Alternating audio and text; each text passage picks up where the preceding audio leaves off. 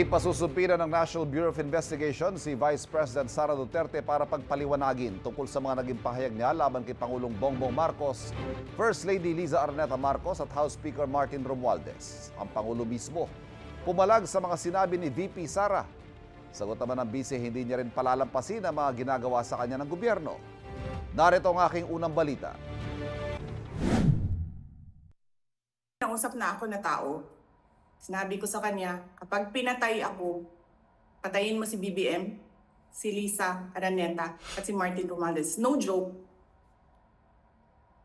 No joke. Nagbilin na ako, ma'am.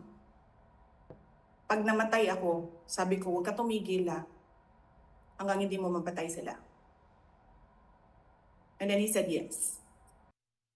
2 araw matapos ang pagbabantang yan ni Vice President Sara Duterte, giit ni Pangulong Bongbong Marcos. Kung ganun na lang kadali ang pagplano sa pagpatay ng isang presidente, paano pa kaya ang mga pangkaraniwan na mamamayan? Yung ganyang kriminal na pagtatangka ay hindi dapat pinapalampas. Yan ay aking papalagan. Ayon sa Pangulo, tapos na sanang usapan kung tutuparin lang anya ang sinumpaang panata bilang likod bayan na magsabi ng totoo. Hindi na sanang hahantong sa ganitong drama kung sasakodin lamang ang mga lehitimong katanungan sa Senado at sa House of Representatives. Ang katotohanan ay hindi dapat itokhang. Imbis na diretsahang sagot, nililihis pa sa kwentong chicheria. Buwelta naman ni VP Sara. Hindi ko rin palalampasin yung ginagawa nila sa akin. May inungkat pa siya sa pagpalag ng Pangulo sa kanyang mga pahayag. Pumalag nga yung buong bayan nung pinatay ng pamilya nila si Benigno Aquino Jr. Sa naunang pahayag, sinabi ni VP Sara na maliciously taken out of context ang kanyang mga pahayag na itunuring na raw na national security concern ng National Security Council o NSC. Hinamon din niya ang NSC na bigyan siya ng kopya ng notice, listahan ng attendees, mga litrato at notarized minutes ng pagpupulong kung saan nagkasundo ang NSC na ituring na national security concern ang kanyang mga pahayag. Dapat isama rin daw sa agenda ng susunod na pagpupulong ng NSC ang kanyang hiling na makapagpresenta ng mga banta sa Vice Presidente, sa Office of the Vice President at sa mga tauhan nito. Nagsabi ang NSC ng national security concern ang threat sa President, pero apparently they really do not consider the threat to the Vice President as anything of a concern. What kind of country is this? Hindi ba kaparte ng gobyerno ang Vice President? Hindi ba ako binoto ng mga tao? Hindi ba ako ang Vice President ng buong Pilipinas, ng lahat ng mga Pilipino? Sabi ng Vice, hindi na siya umaasang magiging patas sa kanila ang gobyerno. This is clear political harassment. This is clear political persecution. Pag-threat sa'yo, baliwala. Pag-threat sa kanila, national security. Saan ka? Bilang tugon sa itinuturing nilang seryosong banta sa buhay ng Pangulo, dinoble na ng Presidential Security Command ang kanilang seguridad. Naka-red alert daw sila simula nitong Sabado at maghihigpit sa pagbabantay sa Pangulo sa mga susunod na araw.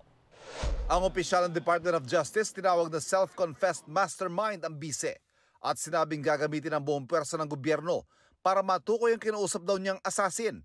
The premeditated plot to assassinate the president, as declared by the self-confessed mastermind, will now face legal consequences. We will use all the resources of government, all law enforcement agents, to find out the identity of this assassin and the legal consequences arising out of this criminal plot will be dealt with the full force of the law.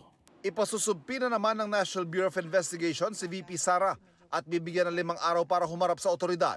Hindi po namin agad inaresto si Vice President dahil siya ay Vice President, napakataas na opisyal. So we are giving her chance, due process to answer. Handa naman daw itong harapin ng Vice. I would gladly answer yung gusto nilang mga tanong na ipasagot. Pero dapat sumagot din sila sa mga tanong ko sa kanila. Mag-uusap na lang kami doon pag nandiyan na yung subpoena. Pinapreserve na rin ng NBI sa Meta ang video bilang ebidensya. Sinimula na naman ng PNP-CIDG investigasyon kaugnay sa mga pahayag ng pangalawang Pangulo. Yun ang talagang tutok ng PNP. Kasi specifics na yun eh. So nandun tayo sa level na yun. Yun ang talagang abot namin. Kung totoo nga bang may hitman, kung totoong baka naman walang hitman, o baka naman yan ay figure of speech na naman. So yun ang ating mga titingnan dyan. Ayon sa DOJ, maraming pwedeng ihain na kasong kriminal sa Vice Presidente. Pwede rin siyang disiplinahin ng ombudsman at maaring madisbar o matanggalan ng lisensya bilang abogado. Very bad precedent for our country if we will not take legal action on these kinds of threat coming from a very high-ranking official.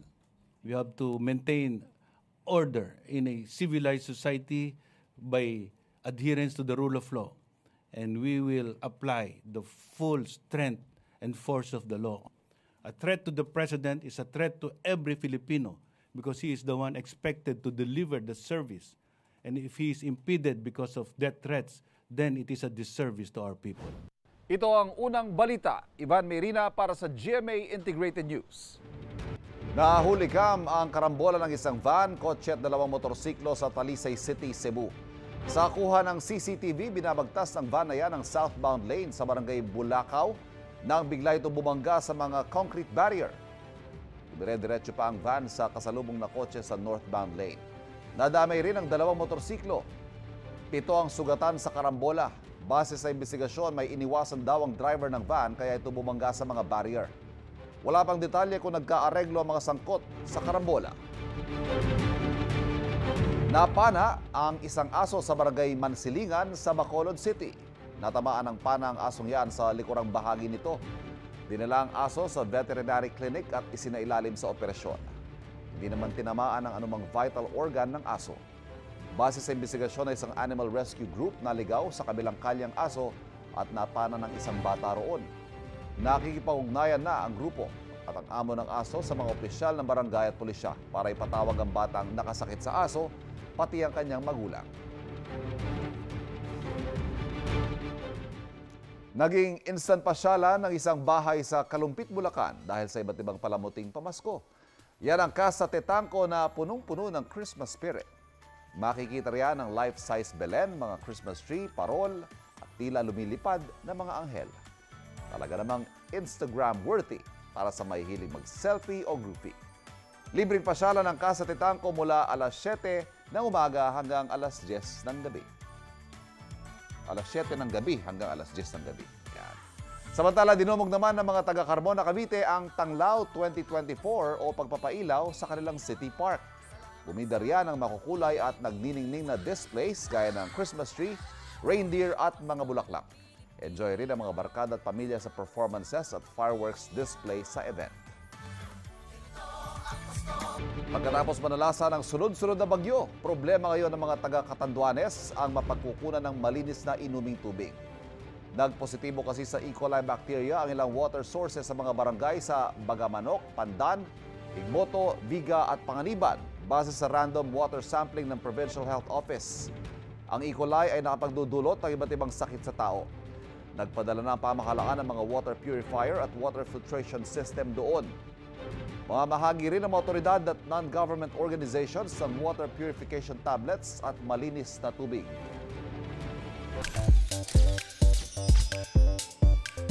Nagmisulang double date ang trip ng dalawang lovely kapuso couples, ang Julie Ver at Isa Gel. Ang unique double date venue nila, isang computer shop. Shinare yan sa Instagram ng mga batang Reel star na si Miguel Tan Felix. In good vibes si Miguel with Isabel Ortega. Gayon din si asawa ng asawa ko star River Cruz with Asia's Limitless star Julian San Jose.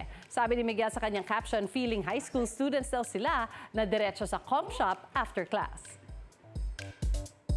Pinayagan ng House Committee on Good Government and Public Accountability ang furlough o pansamantalang paglaya ng 4 na tauhan ng Office of the Vice President na pinako-contempt. Kasunod yan ang kanilang pagharap sa pagdinig ng komite tungkol sa confidential funds ng OBP at Department Education. Ayon kay Committee Chairperson Congressman Joel Chua, naniniwala ang komite na muling dadalo sa pagdinig ang 4 na empleyado ng OBP. Si OBP Special Disbursing Officer Gina Acosta naman dinala sa Veterans Memorial Medical Center matapos sumama ang pakiramdam sa gitna ng pagdinig. Nauna rito, tinukoy ni Acosta ang isang Colonel Lachica na siyang nagpamahagi umano ng 125 million pesos na confidential funds ng OBP. Isang Colonel Dennis Nolasco naman ang itinuturong nagpamahagi ng 112 million pesos na confidential funds ng DepEd ayon kay nooy DepEd Special Disbursement Officer Edward Paharda. Sinabi ni Paharda at Acosta na hindi nila alam kung sino-sino ang nabigyan na ng pera mula sa confidential funds. Nang tanongin ng bise tungkol dito, hintay na lang daw niyang magpakita si Nolasco sa pagdinig. Kaya may batas na bawal pag-usapan ng confidential funds po. Ulit na namin sinasabi sa House of Representatives. We will wait for Colonel Nolasco. Sa kanyang pagsalang din sa pagdinig, tumanggi si dating DepEd Assistant Secretary Attorney Sunshine Paharda na sumagot sa mga aligasyong pagbibigay ng mga suhol o mga sobrang may pera sa ilang opisyal ng DepEd. Itinanggi naman ni Lemuel Ortonio, Assistant Chief of Staff ng OBP, na may kinalaman siya sa mga acknowledgement receipt na isinumite ng OBP para sa liquidation. Tinanong din si Edward Paharda tungkol sa mga kumakalat na text message kung saan hiningi niya umano ang bank details sa ilang DepEd officials. Paliwanag niya utos ng bise na bigyan ng pera ang mga regional directors at division superintendent para hindi na sila gumamit ng sarili nilang pera bilang panggastos sa mga paaralan. Dahil sa Veterans Memorial Medical Center pa rin si Atty. Zuleika Lopez, ang Chief of Staff ng Office of the Vice President. Dahil hindi ito nakadalo sa pagdinig ng Kamara, pinalawig pa ng komite ang kanyang contempt order. Dumalo naman sa pagdinig si Vice President Sara Duterte ng ilang beses na kasagutan ng mga kongresista. May unang balita si Jonathan Andal.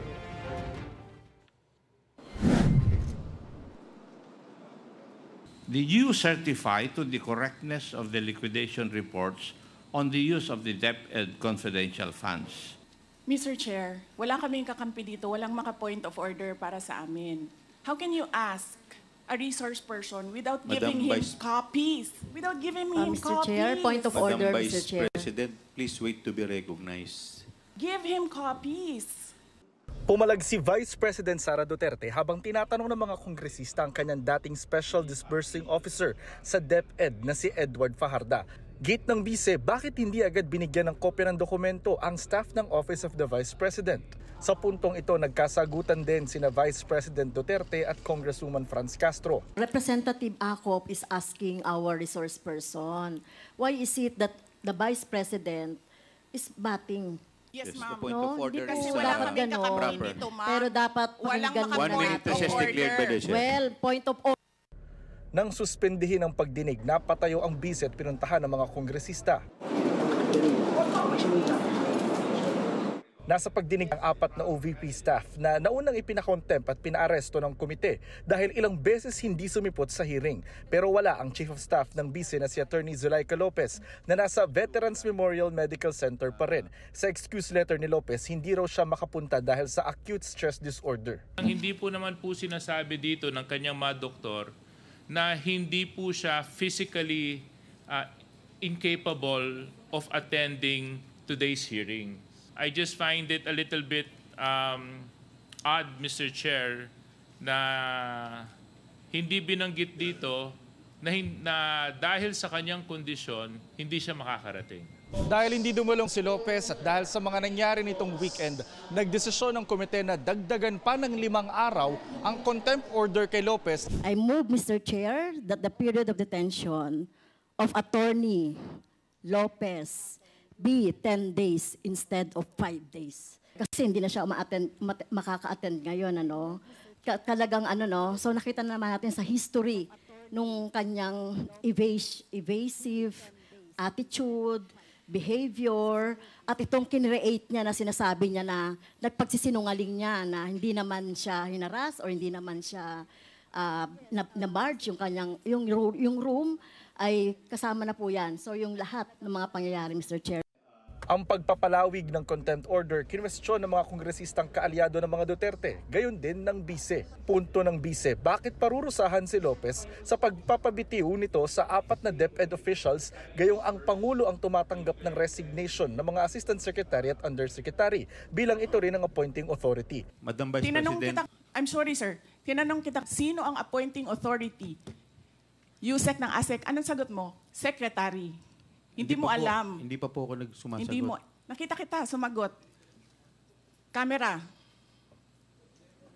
Kita sumagot. Sinabi mo, Secretary. Hindi ninyo alam lahat na ang nag-a-appoint ay President. Suspension is declared by the Chair. Kalaunan, humupa ang tensyon at hiniling ng bise na i-reconsider ang pagpapalawig ng contempt order kay Lopez. You need to reconsider that extension of your detention. It was illegal in the first place. You asked the President why he accepted the resignation. Do not ask due process. If you have any question insofar as the actions of this committee are concerned, I think the proper remedy is for you to go to the court. Sir, I will go to court. Opo, pero Oo, that is pero where... araw-araw, you are depriving a person of her liberty while I await. That is precisely the point, ma'am. If our action of detaining your chief of staff is against the law, I think the proper remedy, and I think you're a lawyer, yes, sir. The proper remedy is to go to the court. Sir, do you really want to show the Filipino people kung anong kaalaman ninyo sa batas? That is the decision of the committee as a whole. Tinutulungan ko lang kayo, sir, kasi napapahiya ang Pilipinas. Ganito ba ang House of Representatives? Ito ang unang balita. Jonathan Andal para sa GMA Integrated News. Muling pumunta sa Veterans Memorial Medical Center si Vice President Sara Duterte, ngayong 2 taga-OBP na ang naka-confine doon. Live mula sa Quezon City, may unang balita si EJ Gomez. EJ. Igan, naging tahimik ang magdamag na sitwasyon dito sa Veterans Memorial Medical Center sa Quezon City. Bukod kay OVP Chief of Staff Attorney Zulaika Lopez, dinala rin dito si OVP Special Disbursing Officer Gina Acosta matapos tumaas ang kanyang blood pressure sa gitna ng pagdinig ng Kamara kahapon. Hindi na muna nagpaunlak ng interview si Vice President Sara Duterte na narito muli sa Veterans Memorial Medical Center. Dinala kasi rito kahapon si Gina Acosta, ang Special Disbursing Officer ng Office of the Vice President. Ayon sa bise, umabot sa 150/100 ang presyon ni Acosta kahapon habang nasa pagdinig ng House Committee on Good Government and Public Accountability. Bumisita rin ulit kagabi si Senador Ronald Bato de la Rosa. Samantala, nananatili pa rin dito sa VMMC si OVP Chief of Staff Attorney Zulaika Lopez na una nang dinala sa ospital matapos ang naging tensyon sa sanay paglilipat sa kanya sa Women's Correctional sa Mandaluyong. Sa excuse letter ni Lopez sa komite sa Kamara, hindi raw siya makakapunta sa pagdinig dahil sa acute stress disorder. Extended ng 5 araw ang contempt order sa kanya ng House Committee. Igan, sa labas nitong Veterans Memorial Medical Center, nananatili yung ilang taga-suporta ni Vice President Sara Duterte. Doon nila ginagawa yung kanilang vigil at protesta. Sabi nila, mananatili sila roon, rain or shine, para ipakita ang kanilang suporta sa bise. Yan ang unang balita mula rito sa Quezon City. EJ Gomez para sa GMA Integrated News. Plano ng Meralco na ilipat sa underground ang mga kable ng kuryente para hindi maapektuhan tuwing may bagyo. May reaksyon dyan ng ating mga kapuso. Live mula sa Quezon City, may unang balita si James Agustin. James. Gang, good morning. Approve naman doon sa mga nakausap ko mga residente yung plano na ilagay sa underground yung mga power lines para maiwasan yung tinatawag na spaghetti wires o yung mga salasalabat na mga kable. Hindi lang mga kawad ng kuryente, pati telecommunication cables at linya ng tubig ang magkakahalo sa bahaging ito ng Barangay Damayang Lagi sa Quezon City. Mula sa labas hanggang sa mga iskinita, salasalabat ang mga kable. May mga nakapatong pa nga sa mga PVC pipe. Pangkaraniwan na raw sa paningin ng mga residente ang tinaguriang spaghetti wires. Nababahala raw sila tuwing nagsaspark ang mga kable. Siyempre takot yung pwedeng ikamatay ng mga tao kasi nagpapanik, siksikan sa iskinita.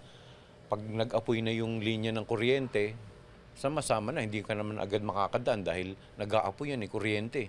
Kakaba-kaba naman po, kaso matagal na nga po kami dito. Alam na po namin yung emergency hotline ng barangay, ng Meralco. Ang suggestion ko lang po, malagyan lang po siya ng parang proper niya pong align ng kuryente, proper align po ng mga cable, ganyan po.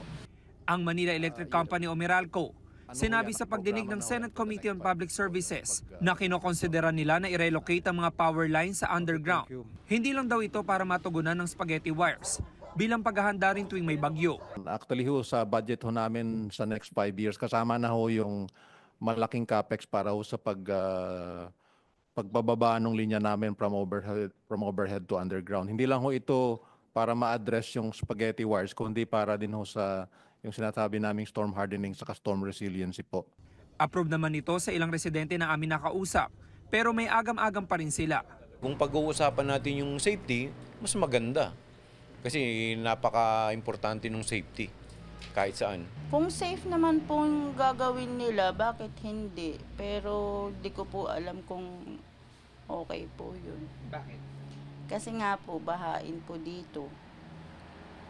Di po naman nila sa amin masasabing 100%, di po yan magagalaw ng mga daga sa ilalim.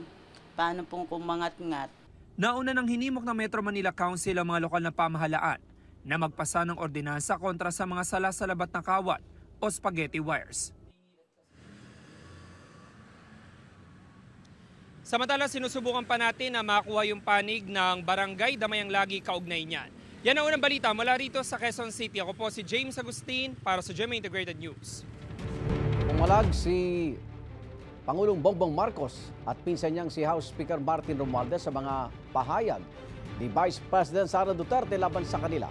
Bakit hindi na lang daw sagutin ng bise ang issue tungkol sa confidential funds? Wala pang sagot ang bise tungkol dyan. May unang balita si Maki Pulido. Sa plenaryo ng Kamara, sinagot ni Speaker Martin Romualdez ang mga banat ni Vice President Sara Duterte. Nakakaalarma at hindi raw maaaring palampasin ang pag-amin ng bise na may kinontrata na itong papatay kay Pangulong Bongbong Marcos, First Lady Liza Araneta Marcos at Speaker Romualdez. Dahil delikado raw ang mga ganitong pananalita, kailangan siyang panagutin. Hindi na to biro. Hindi na to normal na panalita. Isa itong direktang banta sa ating demokrasya, sa ating pamahalaan at sa seguridad ng bayan.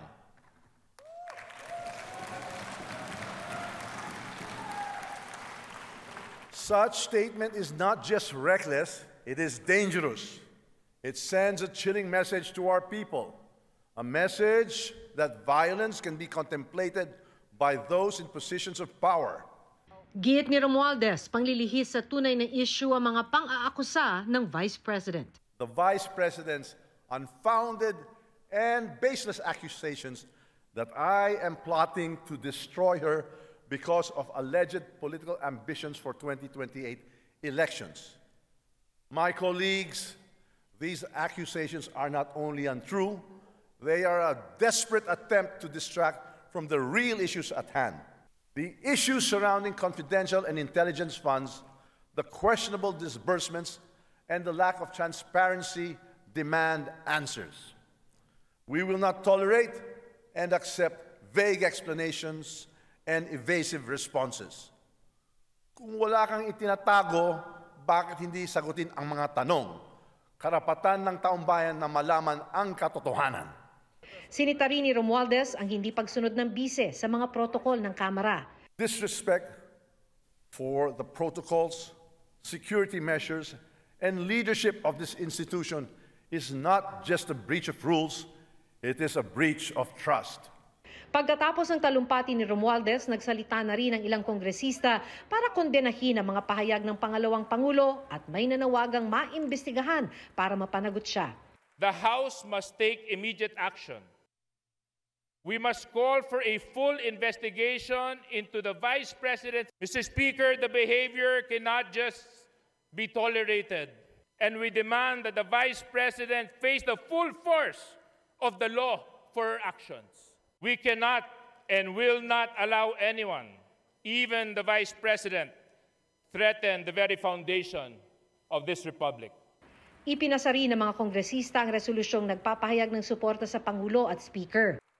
Matapos ang talumpati, nag-picture-taking naman ng mga mambabatas kasama ni Romualdez, kabilang dyan ang mga kaalyado ni VP Sara na sina dating Pangulo at Pampanga 2nd District Representative Gloria Macapagal Arroyo. Ang talumpati ni Romualdez napanood naman ni VP Sara na nasa loob ng kamera noong mga oras na yon. Sinusubukan pa naming makuha ang kanyang pahayag sa mga sinabi ni Romualdez. Ito ang unang balita, Maki Pulido para sa GMA Integrated News. Sa Senado naman, sinusulong ni Senate Minority Leader Coco Pimentel na magkaroon din ng investigasyon sa mga umunig banta ni Vice President Sara Duterte laban kina Pangulong Bongbong Marcos, First Lady Liza Araneta Marcos at House Speaker Martin Romualdez. Dapat din daw malaman kung sino ang kausap ni Vice President na anyay inutusan niya. Ayon pa kay Pimentel, posibleng makaapekto sa budget ng Office of the Vice President ang mga pahayag ng bise. Kahapon iginiit ng bise na taken out of logical context ang kanyang mga naging pahayag. Buwan tiwala ni dating Pangulong Rodrigo Duterte na kaya ni Vice President Sara Duterte ang mga isyong kinakaharap niya. Insignificant daw ang mga isyu kumpara sa mga kontrobersya ng Administrasyong Marcos. At yan ang unang balita ni Argil Relator ng GMA Regional TV. Sa press con sa Davao City Lunes ng gabi, tila bumuelta si dating Pangulong Rodrigo Duterte para sa anak na si Vice President Sara Duterte. There is a fracture. There's a fracture now in the governance of Marcos. It cannot be remedied. There is no relief in sight. It is only the military who can correct it. How? I do not know. Hinimok niya ang militar na protektahan ang konstitusyon. Kayo bang mga military pati police, would you still continue to support a drug addict? Tanungin mo lang yung Presidential Security Command. Puro military man yan. You did not go far. Yung mga tao ninyo sa military. Hanggang kailan kayo magsuporta ng drug addict na presidente? Sinisika pa ng GMA Regional TV na kuna ng pahayag ang Malacanang kaugnay nito. Sinabi yan ng Pangulo kasunod ng tensyon sa Kamara nang tangkaing ilipat ng detensyon si Office of the Vice President Chief of Staff Attorney Zulaika Lopez sa Women's Correctional sa Mandaluyong. Cited in contempt si Lopez ng komite sa Kamara. Sabi ni Duterte, hindi naman krimen ang contempt, kundi isang hakbang para maayos na may sagawa ang congressional hearings. Pero naniniwala ang dating Pangulo na walang batayan na makontempt si Lopez. Buo naman daw ang tiwala niya na kaya ng bise ang mga nangyayari ngayon. Kay Inday, wala yun. Inday, kaya niya yan. Insignificant pa siya doon. Kasuhan man nila si Inday, di kasuhan nila. Hindi naman makulong yan. Hindi talaga magpakulong yan. Kasi patayin mo yan, mag-uwi ang Davao yan. Sa banta umano ni VP Sara sa buhay ni Pangulong Marcos, First Lady Liza Araneta Marcos at House Speaker Martin Romualdez, ayon sa dating Pangulo, asal bata lang yon na dala ng init ng ulo. Hindi suportado ng dating Pangulo ang lumalabas na panawagan sa social media na mag-people power na laban sa administrasyon. Wag. Sabi ko, insignificant yung nangyari dyan kay Lopez pati kay Inday.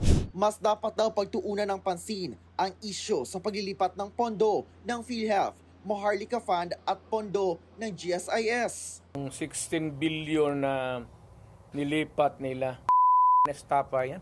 Government malverse the money of the people. Ginamit mo yung pera ng and even Congress cannot do that. Trust fund yun eh. Sa issue ng umano'y impeachment at disbarment case kay VP Sara. Total, malayo pa man yung 2028. Di magpasyal sa mga pasyal ka. So she's running in 2028 for president? Wala siguro. Sabi ko nga kay Inday, tama na yung Vice President. Total, tatay niyan, Presidente man. Ito ang unang balita, Argil Relator, para sa GMA Integrated News. Nagtungo sa United Arab Emirates si Pangulong Bongbong Marcos para sa kanyang one-day working visit doon. Malis ang Pangulo kasama ang delegado ng Pilipinas pasado alas 9 kagabi. Makakapulong niya roon si UAE President Sheikh Mohammed bin Zayed Al Nahyan. Ilan sa inaasahang tatalakay ng dalawang leader ang kasunduan na may kinalaman sa plastic waste sa mga karagatan. Gayun din ang kasunduan sa cultural cooperation. Habang nasa UAE ang Pangulo, pagsisilbing caretaker ng bansa sina Executive Secretary Lucas Bersamin, Justice Secretary Jesus Crispin Remulla at Agrarian Reform Secretary Conrado Estrella III. Sa gitna ng mga kasiyahan, maging alerto pa rin. Yan ang paalala ng mga otoridad ngayong holiday season, lalo na sa mga pupunta sa matataong lugar. Live mula sa Iloilo City, may unang balita si Kim Salinas ng GMA Regional TV. Kim? Igan, maraming aktibidad, marami ring dahilan para gumala at mamili ngayong holiday season. Todo na rin ang paghahanda ng pulisya sa pagbabantay sa mga matataong lugar kung saan posibleng umatake ang mga magnanakaw. Kaliwat kanan na naman ang mga bonus ngayong holiday season. Gayon din ang mga handaan, reunion at parties. Kasabay niyan, ang pagdami rin ng mga tao o grupo na mapagsamantala at naghihintay lang ng pagkakataon para makapagnakaw lalo na sa matataong lugar. Si Rose, naranasan ng masalisihan noon kaya doble ingat na siya ngayon. May gani kay gamay lang ang sulod sa wallet. Kinalan may upod ka. Tapos ang wallet mo hindi sulod sa bag. Ang Police Regional Office 6 mahigpit na nagpapaalala sa publiko na maging alerto at mapagmatsyag sa paligid sa tuwing namamasyal. Lalo na tuwing holiday season, kung kailan dumarami ang salisi at budol-budol gangs at mandurukot, lalo na sa malls, terminals at iba pang matataong lugar. Iwasan daw ang pagsusuot ng mga alahas at pagdala ng maraming cash. Much better nga hindi siya masyado attractive. Kay kung masyadong attractive yung jewelries nga gina-wear sa isa ka individual, it could be maka-attract ng attention sa mga lawless element. Si Christine, sinisigurong secured na mabuti ang kanyang bag habang namimili. Banan na ni bandi kitan ka kuno nila kuno abi. Tapos lingawon ka bala. Paliti mo kay ginakuot na sa bag mo kuno ano da. May mga nakadeploy ng mga police personnel sa may tuturing na areas of convergence ngayong magpapasko at bagong taon kasabay ng pagdami na ng mga mamimili. Security comes first. Yan ang paalala ng PNP sa mga personnel nito kaya ipatutupad mula December 15 ang no-leave policy para matiyak na may sapat na mga pwersa na tututok sa seguridad ng publiko. Igan? Maraming salamat Kim Salinas sa GMA Regional TV. 29 days na lang po, Pasko na. Kumustahin natin ang presyo ng isa sa mga paboritong handa, ang lechon. Live mula sa Quezon City, may unang balita si Bam Alegre. Bam! Igan, good morning. Crispy at malinamnam. Yan ang trademark na lasa ng lechon na lagi ng mga tampok sa mga hapag ng mga Pinoy tuwing holiday season. Pero paano nga ba yung galaw ng presyo ng lechon ngayong papalapit na ang Desyembre? Alamin dito sa Street Hearing. Madaling araw pa lang, maingat ang pagpihit ni Johnny Rick Losado sa bawat tuhog ng lechon dito sa La Loma sa Quezon City. Sinasalansan ng mga uling para makuha ang world-class na lutong na trademark ng mga lechon dito. Nagsisimula na raw tumaas ang demand ngayon para sa lechon ngayong holiday season. Halos pare-paras lang din naman. May minsan pag malalaki talaga yung hinahanap nila. Kapag maliliit din naman. Sa December, sigurado madami nang bibili ito. Tapos tatas pa yung presyo. Ganito ang presyo ng lechon dito sa La Loma. Ang maliit, makakuha ng 7,000 pesos dati. Ngayon, 9,000 pesos na. Ang mas malaki naman, 20,000 pesos dati. Ngayon, 24,000 pesos na. At ang kada kilo, 1,200 pesos dati. Ngayon, magiging 1,500 pesos ngayong buwan ng Desyembre. Ayon sa National Federation of Hog Farmers, sapat ang supply ng baboy para sa mga lechonero. Si Rizaldo Arellano dumayo pa talaga para lang mamili ng lechon sa birthday na anak niya. Kahit pahirapan niya itong ibibiyahe sa motorsiklo papuntang Taguig, kailangan daw kasing may lechon sa handa. Mas mahalaga kung may lechon. Kasi masaya. May makitang may nakalapag sa mesa.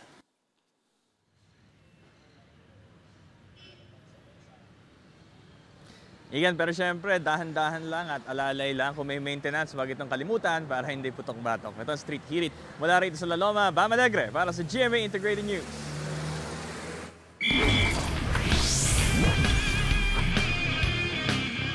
Mga kapuso, pasok sa 2025 FIBA Asia Cup ang Gilas Pilipinas. Nananatiling undefeated ang Gilas sa Group B sa second window ng qualifiers.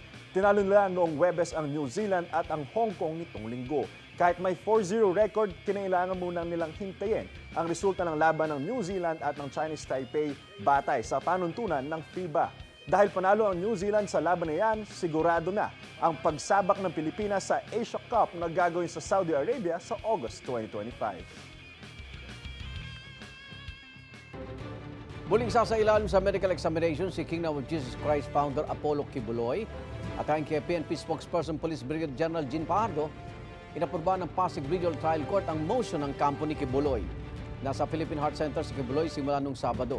Kasunod ng pagpayag ng korte na palawigin ang medical furlough ni Kibuloy dahil sa dental issues. Dasang ibabalik sa PNP Custodial Center si Kibuloy bukas, Miyerkules. Naharap si Kibuloy sa mga kasong sexual abuse, child abuse at human trafficking.